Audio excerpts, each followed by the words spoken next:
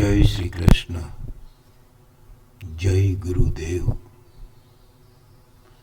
NHPC weekly और quarterly दोनों का एनालिसिस शिक्षा फॉर द मार्केट की हेल्प लेके अगर करे तो फिलहाल हम जेजीडी पेंडिंग या जेडब्ल्यूडी पेंडिंग को अच्छी तरीके से समझने की कोशिश करते हैं।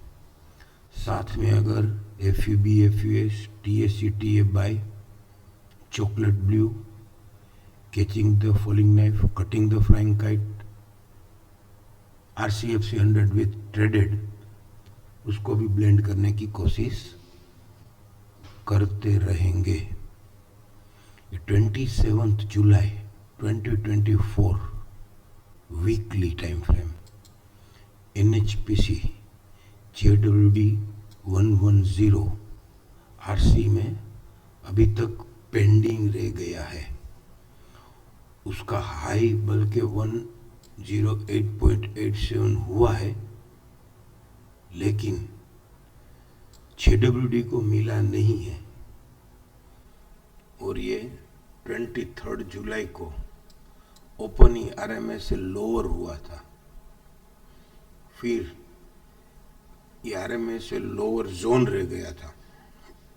तो आने वाले दिनों में अगर ये 96 ट्रेड करता तो इसका फॉलिंग 261.77 से 64 तक जाने की उम्मीद बढ़िया रहती। तो वहाँ से डायरेक्ट टूटते 74-75 आ गया।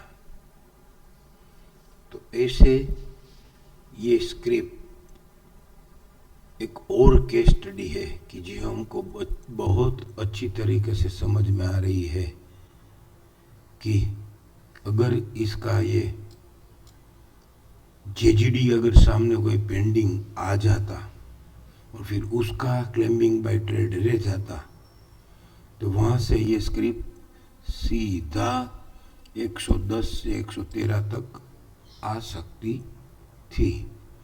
तो अब आने वाले दिनों में लास्ट वीक में ही इसने 19 अप्रैल 2024 वाले वीक में ही उसने जेजीडी 82 फिलहाल के लिए पेंडिंग है, लेकिन ये इंटर चैनल जोन था।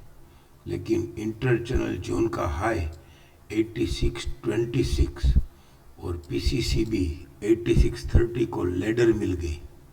तो अब ये अपर बैंड तो ट्रेड नहीं हुआ कि हुआ, वो हम देखते हैं 89.10 ही ट्रेड हुआ है।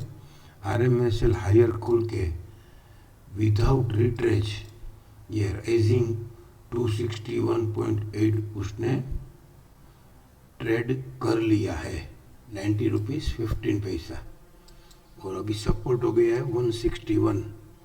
तो जब तक ये अगर शॉर्ट पेंडुलम नहीं होता है तब तक ये इसने इसका राइजिंग अपर बैंड ट्रेड किया है। तो अब इसका टारगेट 106 से 110, जी हाँ, अभी का फिलहाल क्लोज है 90 रुपीज। तो यहाँ से तकरीबन 20% की बात हम कर रहे हैं। जो जेजीडी पेंडिंग है उसका राइजिंग 261, 106 से 110, जो कि ये जेडब्ल्यूडी पेंडिंग के सामने जेजीडी पेंडिंग आके वहाँ तक चला जाता है। तो जैसे ये जेडब्ल्यूडी पेंडिंग रह गया था तो उसका फॉलिंग 261 आ गया, ये तो डायरेक्टली आ गया 75। फिर अभी 75 से 88, 88 से 78, 78 से 84 ये लोअर अबोटेड टॉप अकर हुआ और लोअर अबोटेड टॉप अकर होके ये 78 को भी उसने, ये 77, 78 को भी उसने ये लेडर दे दिया, स्नैक दे दिया। और स्नैक देने के बाद यहाँ पे 77.10 टूटा है कि नहीं वो हमको देखना पड़ेगा। 77.10 76.20 को टूटता था, तो ये 78 लोअर साइड ट्रेड नहीं हुआ है। और फिर उसको ये लेडर तो स्नैक तो दे दिया, लेकिन ये 77.10 stop and use to buy का सपोर्ट था, और वो फिर RMSL lower and stop and use to by करके 69 कर दिया। तो ये जो हमारा जुलाई महीने का JWD पेंडिंग था उसका falling to 61 stop and use to buy का प्राइस करके भी हमको एक बार के लिए तो दिखा दिया।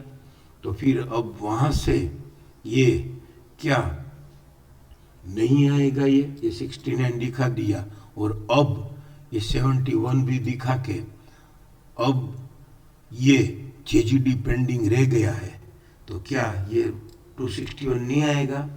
आएगा, लेकिन जब तक ये JGD पेंडिंग रह जावे और इसका क्लेमिंग बाय ट्रेड होता रहे, और मार्केट मल्टीपल लेडर से तो चालू हो गया है बढ़ना, तो ऐसे बढ़ते टूटते आ भी सकता है।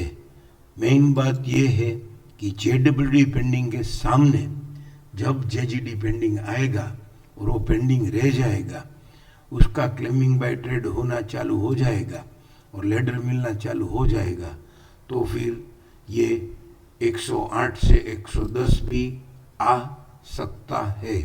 क्वार्टरली टाइम फ्रेम में हमने इसलिए बात की कि क्वार्टरली में भी ये JWD पेंडिंग है 101, उसका BDP भी 108 ही है, और उसका PCDS ड्रिफ्टिंग सेल 7420 अभी तक टूटा नहीं है, और करंट वीक में JGD RR में है, उसको मार्केट ने ओपनिंग पीरियड में ही मिल लिया है, और वही लो बना के अभी वो RMSL हायर है। तो अगर RMSL हायर जोन रहता है तो बात अलग है, तो भी ये क्वार्टरली में टॉप आउट की साइन हो जाएगी। लेकिन अगर ये आने वाले दिन में RMSL हायर का क्लेमिंग बाई जो भी ट्रेड करके ये PCR को 94 को अगर ये स्नैक दे देता है, तो फिर ये पिंक टॉप भी ट्रेड होने की उम्मीद हो सकती है। तो फिर यहाँ से ये 124 तक भी जा सकता है। ऐसे ये वीकली और क्वार्टरली में हम 20% गेन राइड करने की बात कर सकते हैं। Thank you. जय श्री कृष्ण, जय गुरुदेव।